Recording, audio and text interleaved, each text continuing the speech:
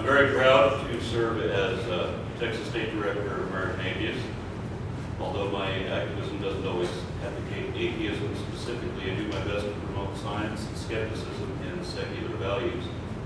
Because the religious right has done a lot of damage in my state over the last several years to the economy, the environment, and especially to education. Texas textbooks have seen several subtle changes made to intentionally enhance and endorse the position of Christian conservatives. In social studies, the influence and interests of white Protestant Christian historic figures are emphasized against a backdrop of country music, while the concerns and contributions of all minority groups are largely ignored or even edited out of the history books. In health class, misinformation is allowed to run rampant, especially with regard to anti-vaccination and belief in faith healing.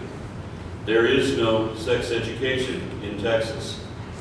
Condom use is reportedly discouraged, and the official policy is to teach abstinence only. Consequently, we have one of the highest rates of teen pregnancy and the highest rate of repeat teen pregnancy.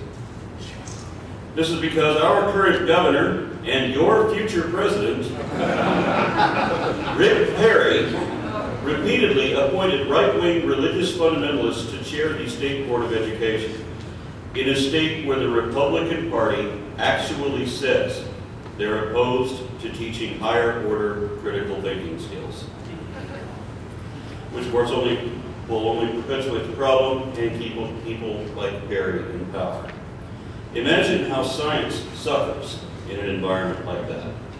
Ideologues held the majority of the board, and they voted as a bloc to effect whatever changes they could get away with. They knew they couldn't promote their religion in the classroom and teach that as historic fact, though there are state-funded schools in Texas that are doing exactly that anyway, due to a loophole that was opened in the lesson plan for religious studies. They still can't teach it in science class. They can't promote creationism using that label or intelligent design either. But they live in a society that thinks that anything that is not explained by science is explained by God. Thus, to denigrate science is to promote religion. So they repackaged creationist arguments as scientific weaknesses of evolution. Things like, evolution is not observed. Unobserved events of the past are outside the realm of science. Life is too complicated to have come about by random chance. Mutations cannot add new information to the genome, and no one has ever found a transitional fossil, and so on. These and many others they try to insert into the biology and geology textbooks. My first endeavor as an activist was in response to that and was an attempt to teach evolution to the members of the Board of Education who most needed an education in that subject. I failed, and I'm not at all surprised that I did. A couple years later, the dentist whom I failed to reach had summarily dismissed the combined testimony of about 100 scientists saying, I disagree with these experts. Someone's have to stand up to experts. That is how our Board of Education became a source of international embarrassment. As a result, that dentist was voted off the board, replaced by somebody who apparently does understand science. And while there are still plenty of creationists exerting their influence over that board, the next review of the TEKS, that's Texas Essential Knowledge and Skills, went very differently. I was one of the next 100 or so science advocates who testified in 2011, and at that time, the board adopted sound science standards which allow for very comprehensive instruction in cosmology, the ages of the geologic column, and all aspects of biological evolution. So how did Texas react to these improved standards? With disapproval, of course. A few weeks ago, my wife and I met with Houston atheists to picket the state conference of the Texas Homeschool Coalition because they support teaching politicized religious extremism instead of anything that is actually true or useful. This coalition consists of mostly religious fundamentalists who took their kids out of public schools not to educate but to indoctrinate, specifically to prevent them from being taught evolution so they could be fed misleading creationist pseudoscience instead, along with a lot of mumbo-jumbo and other topics as well, because the problem isn't just ignorance of evolution, but the rejection of scientific methodology in general in addition to all the other twisted ideologies which the Christian right wants to push onto another generation.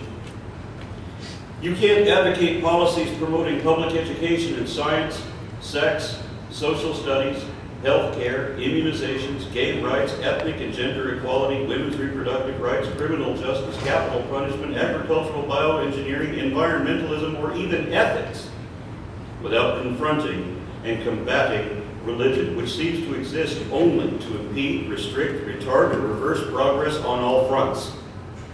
Religion always presents the first and biggest obstacle to any attempted improvement, even when we try to defend freedom of religion, because that involves and necessarily must include freedom of inquiry, investigation, exploration, and analysis.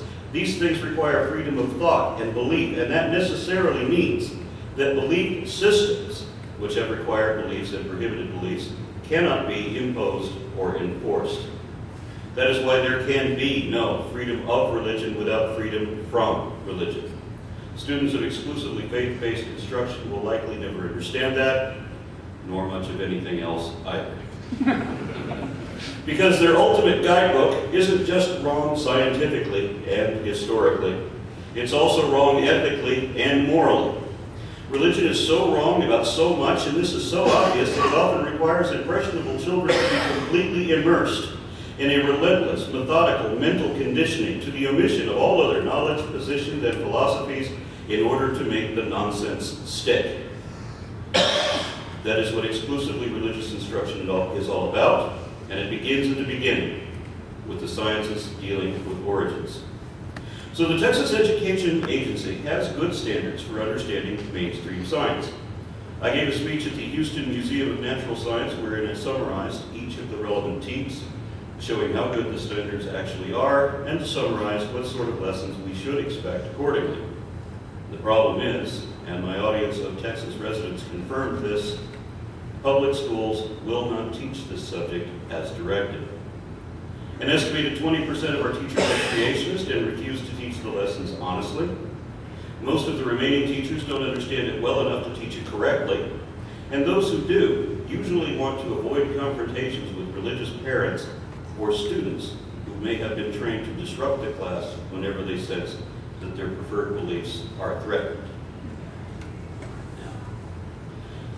So instruction in evolution is often avoided as if there were a legitimate controversy. The irony is that if you live in Texas and you want your children to learn evolution properly, you have to take them to homeschool then too. And there are several science-savvy families who do that for that reason. There is an online network of secular homeschoolers in Texas, but of course they weren't welcome at the conference we went to. Several of the attendees at that conference wondered why we were there, why we cared what other people teach their children. Of course, they're only thinking in terms of their faith, that they want to teach that there is a God. They think we want to teach that there is not one. And of course, that's not the real issue. The issue is that the information they're teaching is wrong. You may as well tell your kids that the moon is made of green cheese, or that Columbus discovered Ohio in 1942, or that the Sonoran Desert is an example of climate change that was caused by deforestation brought about by Paul Bunyan. It's that wrong. They're manipulating and misrepresenting the information such that they're misleading and deceiving their own kids. And some of these parents are so completely conditioned by their lifelong programming that they don't even realize that's what they're doing to the next generation too. But many of the leaders of the creationist movement are pretty clearly doing that on purpose. One of the keynote speakers at this conference was Ken Ham, a young earth creationist running a science denial website called Answers in Genesis. He said many times that facts may be dismissed or ignored whenever they conflict with the assumed authority of Scripture. Now think about what that means. Can that even be an honest position? The data he does acknowledge, that which he says is supportive of his position, has either been deceptively presented, deliberately distorted, or fraudulently fabricated out of whole cloth. It is not factual. Remember that a fact is a point of data that is either not in dispute or is indisputable in that it is objectively verifiable. So Ham chooses to ignore what can be proven to be true. He may think of facts as inconvenient truths, but the truth is what the facts are. Anything more is interpretation. Anything else is speculation and should not be asserted as true. Regardless how you intend to interpret the facts themselves should be real, meaning they should be verifiably accurate and represented truthfully. That is rarely the case in any of the creationist articles or seminars. When they're not ignoring the evidence, they're lying about it. They have to eventually, because it is not possible to defend creationism honestly. At some point, very early on, they'll be forced to make a choice, whether to remain honest or whether to remain creationist, because they can't continue to be both if the conversation goes on. Ken Ham often compares creationists to sensible people, saying that we're both looking at the same evidence, we're just interpreting it differently. But that's not true, because he's already admitted, and I now know from experience, that he will not look at the evidence I have to show him, and he doesn't have any of his own for me to look at. If the same fact suits two different mutually exclusive conclusions at the same time, then it is not evidence of either one, it's just a fact. For example, the fact that the universe exists at all does not imply a creator simply because you call it creation. I call it reality, but that doesn't mean there's a reality. So the mere fact that there is something rather than nothing cannot be considered evidence of, nor could it be explained by, the mystic incantations of any magic invisible genie. By definition, facts cannot logically be considered evidence until they are concordant with and indicative of only one of the available options over any other. Ken Ham may have finally realized that, as he has recently posted a video wherein he implicitly admitted that there is no evidence of creation. There is only the Bible, a compilation of man-made mythology which believers imagine to be the Word of God. Given the content of the Bible, the constant contradictions, absurdities, atrocities, inconsistencies, immorality, inhumanity, insanity, ignorance, and irrelevance of the various fables, parables, psalm lyrics, and pseudo-porn contained therein, I don't see how any reasonable person could believe that the Bible could have been composed by a competent being, much less a superior one, and certainly not one worthy of worship. I find nothing to imply that, and no reason to believe it, but that's only my opinion. And that, again, is not the reason we chose to make it that event. The reason was that the lessons they teach are factually fraudulent, and accuracy matters if you're going to teach it under the guise of education. We consider it immoral to teach children to believe things which are not evidently or apparently true. When you're talking to religious people about their religious beliefs, you'll find that whatever the truth really is doesn't matter to them. There is no interest in accountability because measurable accuracy is impossible. They may say that they believe in absolute truth, but they're just affirming their faith. It is a total lie. Their worldview is one of pure imagination, where self-deception is so precious that the truth is irrelevant. It comes down to whatever you want to believe rather than whatever we can actually show to be true. And Ham exemplifies that. For example, when we were out there in the heat holding our picket signs demanding factual accuracy, we were given pamphlets criticizing science. They were trying to find fault with things they didn't understand well enough to even know how to refute it, even if it was really false. They made claims that didn't matter because they weren't true, and wouldn't matter if they were true. Disproving evolution can't save creationism. Even if a God appeared and started poofing things out of nothing, that still wouldn't prove the Bible, because that collection of contrived and plagiarized fairy tales has already been disproved beyond redemption, and not even the existence of God could change that.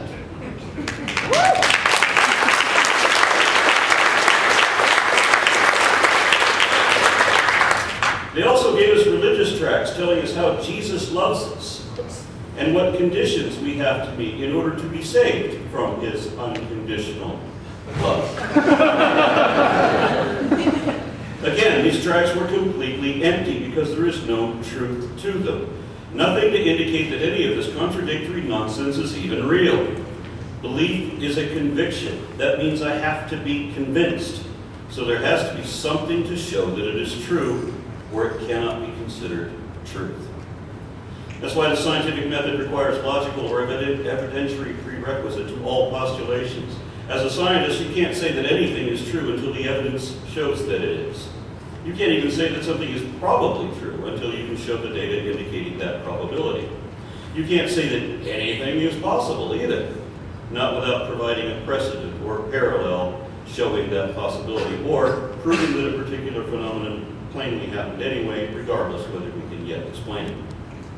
And despite how the Bible defines it, a fool is one who too readily believes the improbable claims of incredulous people.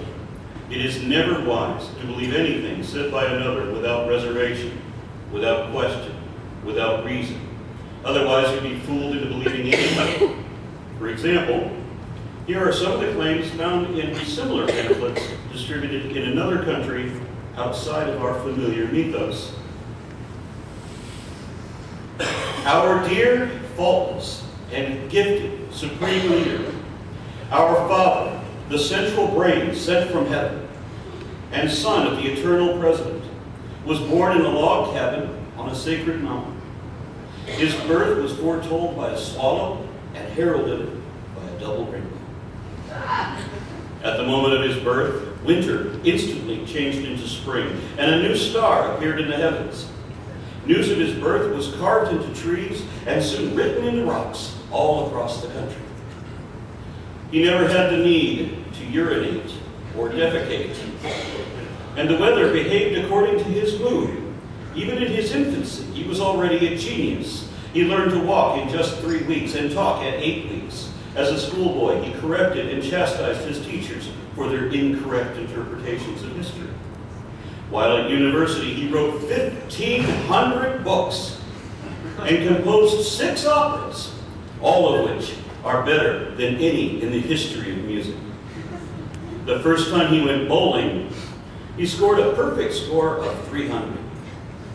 The first time he picked up a golf club, he played 1 round that was 38 under par with 11 holes and won. It was the greatest golf game ever, so he retired from the game. He had great success at everything he did. He invented the hamburger. Look how popular that was.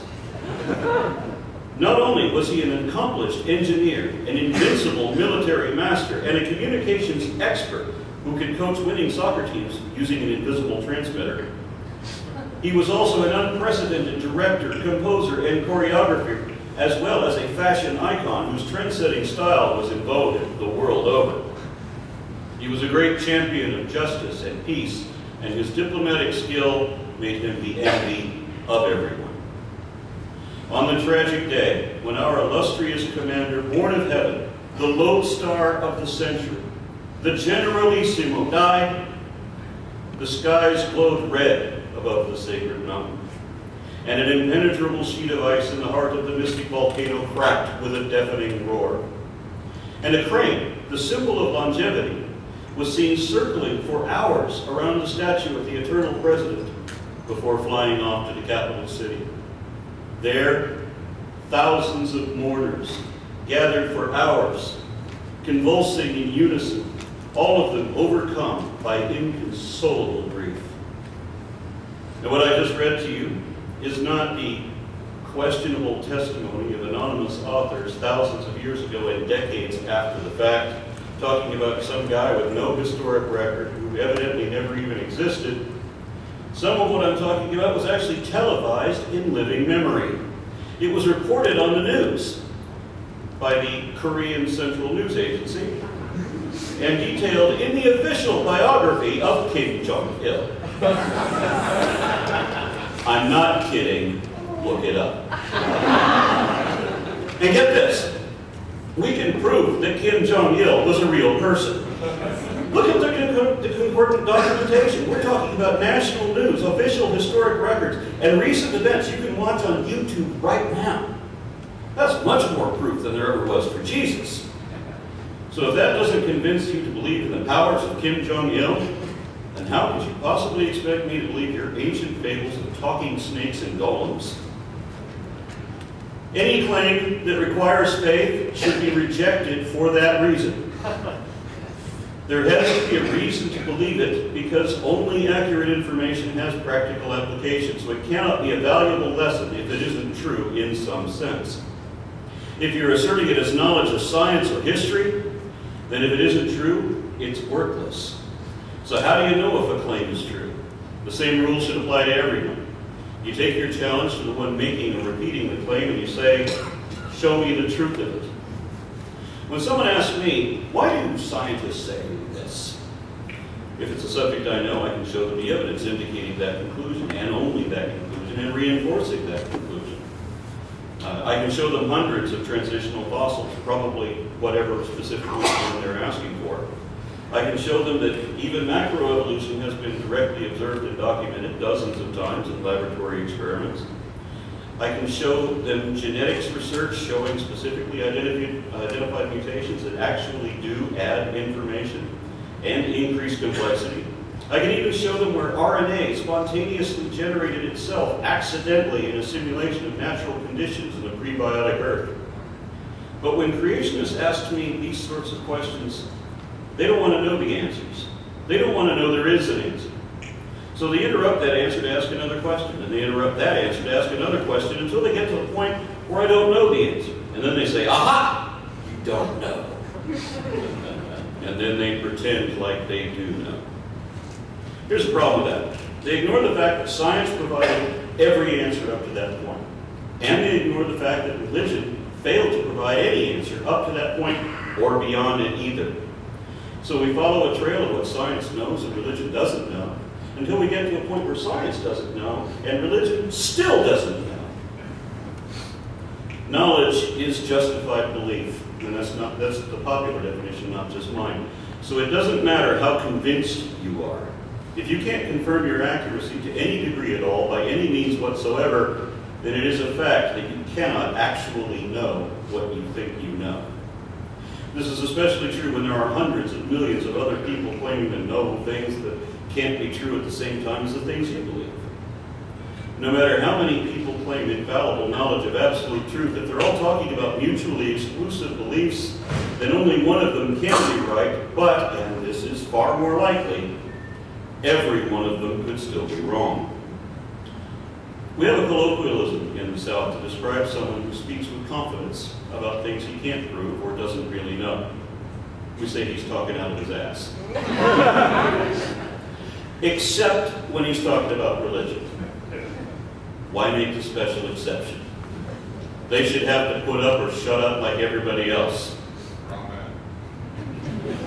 We don't have to prove which religion's right. There's no indication any of them are. Atheists don't have to prove there's no God. Science doesn't have to prove there's no God. There is only what is supported by evidence and what is not supported, and whatever is not supported doesn't warrant serious consideration. Come back when you've got something of substance. Don't tell me what you believe. Tell me why you believe it. Yes. Don't tell me to meditate on it or to ask God for it, because these methods give random wrong answers of every imaginable kind, probably because they are imagined. So it's not enough to admit that other believers got things wrong. Show me how you got anything right. How can I know that? Even if God exists, even if it is the Bible God, and even if God wrote the Bible himself without the influence of human mediums, the authority of the author is not enough. There would still be outside evidence from the natural world to back it up. It wouldn't be that everything, everywhere, always indicates that, no, this is the man-made mythology of madness, mayhem, and misogyny. It doesn't matter what you believe. All that matters is how accurate you can show your claims to be. And no faith-based belief system can show any accuracy at all. How do we tell the invisible from the imaginary? They look the same to me. They can't even show that there's a there. So when they ask me to show the truth of my position, I give it to them. When I ask them to show me the truth of theirs, they get evasive excuses, backpedaling bullshit, psychological smoke and mirrors. That's why I can honestly say there is no truth in religion. I can say that with confidence because I know the religious community will prove my point for me. Let me explain. Last Tuesday, September 17th, I testified once again before the Texas Board of Education. Once again, there were over 100 people there, including a lot of teachers, scientists, and clergymen of one sort or another. Several of them were all free at once. We were testifying as to whether we should keep the science standards as they are, or whether we should change them according to the recommendations of a team of recently nominated reviewers, some of whom were handpicked from die-hard biblical literalist organizations and the infamous Discovery Institute. Can you imagine a less appropriate board for choosing your science standards? Now, rumor has it that what has reportedly happened before is about to happen again. Textbook publishers just might once again agree to alter their texts, compromising their standards according to as yet undisclosed demands of one of their biggest customers in closed-door meetings that we won't know anything about until months from now. It has happened before. But now we're talking about virtual books instead of hard copies. So things just might turn out differently this time, because the cost of printing is no longer an issue, meaning that Texas can no longer mandate that whatever books we approve end up being everyone else's books too. We no longer have the influence we used to. So the publishers just might refuse to make any changes. That would be good, but there's another possibility too, and I like this one better. The publishers can now make a special edition just for Texas and still run the regular edition for every other state. This wasn't possible when they only made hardback books. But it means they can sell us the watered-down version and the full-body version to everyone else and market it under the name of the science book that was banned in Texas.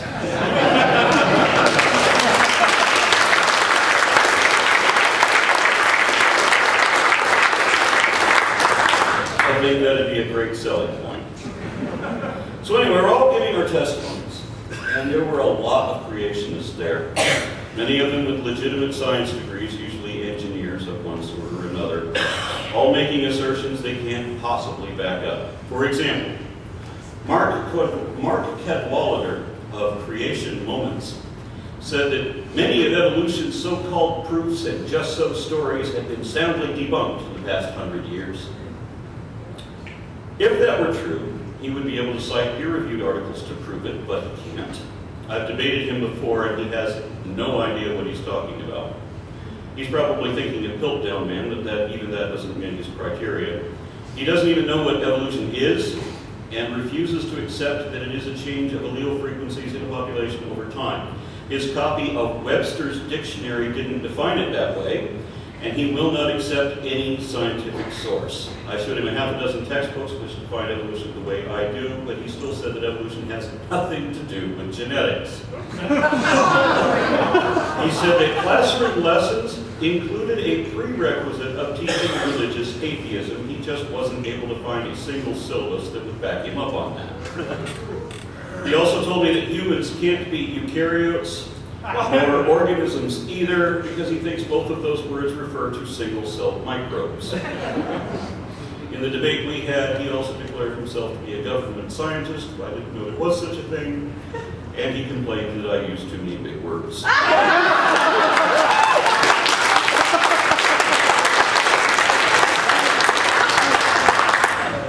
Gary Bennett of the Center for the Preservation of American Ideals admitted that intelligent design is a branch of biblical creationism, despite the many attempts of the Discovery Institute to keep that fact a secret. So I thank him for exposing their lies about that. He proposed teaching intelligent design in public schools, and when asked what type of creationism he meant, he said, biblical truth. Now, he may have imagined a choir of angels cheering him on as he said that, but when I heard biblical truth, I thought, that's an oxymoron. Mr. Bennett, it is not truth simply because you say it's true. We can't judge it to be truth until you can show that it is true. He also thinks that evolution is a religion requiring equal time with other religious instruction. So he doesn't understand how his own faith-based authoritarian belief system, which discourages heresy, differs from an evidence-based method of inquiry and testable hypotheses in critical analysis, which makes evolution the complete opposite of a religion. But then he said, the Institute for Creation Research has compiled massive scientific evidence to support intelligent design. No, they haven't, Mr. Bennett. The Institute for Creation Research is a disingenuous propaganda mill. That's why they were denied accreditation by a unanimous vote in 2008, and that's why the judge ruled against them in 2010. Neither they nor anyone else has ever compiled verifiably accurate data which is solely concordant with and positively indicative of a magical creation according to the Bible. Dr. I. Trotter said that our textbooks were out of date because they didn't include the word neo-Darwinism. He also complained that students are told that every scientific test has supported Darwin's basic idea, that being that populations evolve through mechanisms of natural selection and that all life is related by common ancestry. Trotter says nothing could be further from the truth. No, Dr. Trotter, biblical truth can be further from the truth. Because you can't show that there's any more truth to that than we could find in the Mahabharata or the Indiana Jones trilogy. But that's just the first challenge. The second challenge is to cite even one scientific test that's relevant to evolution but which doesn't support Darwin's basic idea. I'm betting Dr. Trotter cannot meet either of those challenges. Finally, Dr. Don McLeroy, DDS, former chairman of the Texas State Board of Education and their most infamous member ever. In 2003, he said that most of the books we're considering adopting claim that nothing made a spider out of a rock. That's how little education he has on this subject, despite my attempts. Last week, he said, these biology books are full of unsubstantiated dogmatic statements supporting evolution. So my challenge to him is to show any statement in our textbooks which both meets the definition of dogma and which is not indicated by an inference of evidence. I doubt he could meet either of those criteria. If anyone attempts to respond to these challenges, they will fail to vindicate their claims in the judgment of peers in that field. Creationism has experienced 160 years of consistent, continuous, complete failure in all areas. I predict that trend will continue. I also predict that each of these challenges will go unanswered by the claimant being called out because they are all lies. And I suspect that each of these men already knows that. There is no truth in the claims of creation science. And there is no demonstrable truth in the claims of any religion either.